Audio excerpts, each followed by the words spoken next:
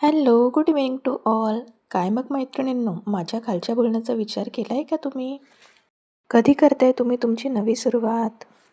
इच्छा तर खूप आहे, पण भीती वाटते आहे. लोक काय म्हणेल?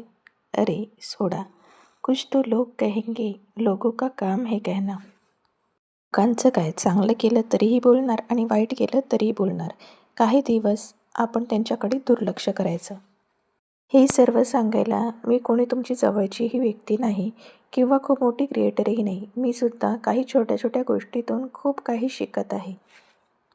या फील्डमध्ये किती सक्सेसफुल होईल मला माहीत नाही, पण न केल्याचा पश्चाताप माझ्या पाठीमागे कधीच राहणार नाही.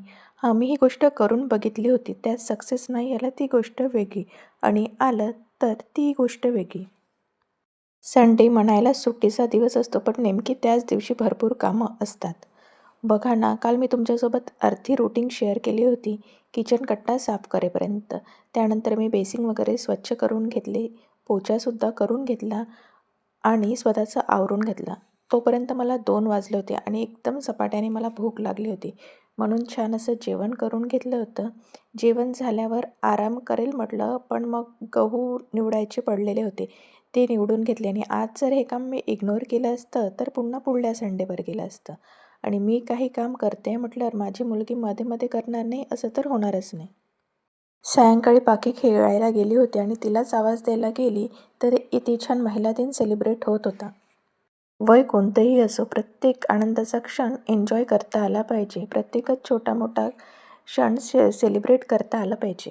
मग आलीच आहे म्हटलं तर मी पण छान या सर्व ब्युटिफुल लेडीजसोबत फोटोज काढून ठेवले. इथे लहान मुलांचं खेळणं सुरू होतं आणि या ग्रुपमध्ये ज्या सगळ्यात सिनियर होत्या त्यांच्या हातून केक कट केला आणि अशा पद्धतीने त्यांनी छान असा महिला दिवस सेलिब्रेट केला.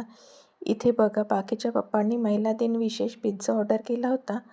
तोच पिझ्झा मग आम्ही एन्जॉय केला. माझ्यासाठी ऑर्डर केला आहे म्हटल्यावर सुरुवात पण मीच केली. रूमचा थोडासा कायापालट करायचा होता आणि त्यासाठी आम्ही अलमारी हलवली होती. तर अशा पद्धतीने त्या रूमचा कायापालट केलेला होता. खूप थकली होती, त्यामुळे व्यवस्थित नाही ठेवू शकली. ती रूम व्यवस्थित केल्यावर तुम्हाला दाखवेल. हे सर्व करेपर्यंत रात्रीच्या जेवणाची वेळ झालेली होती आणि आज जेवणामध्ये डोसाच मेनू होता. डोस्याचं पाहिजे तेवढं बॅटरमध्ये मी मीठ टाकून घेतलं आणि बाकीचं बॅटर मीठ न टाकता फ्रीजमध्ये ठेवून घेतलं, जेणेकरून ते उद्या पुन्हा कामी येईल. आणि छान असे डोसे करून घेतले.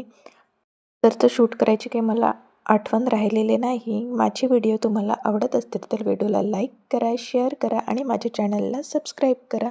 भेटू पुन्हा एका नवीन व्हिडिओसह. तोपर्यंत बाय बाय.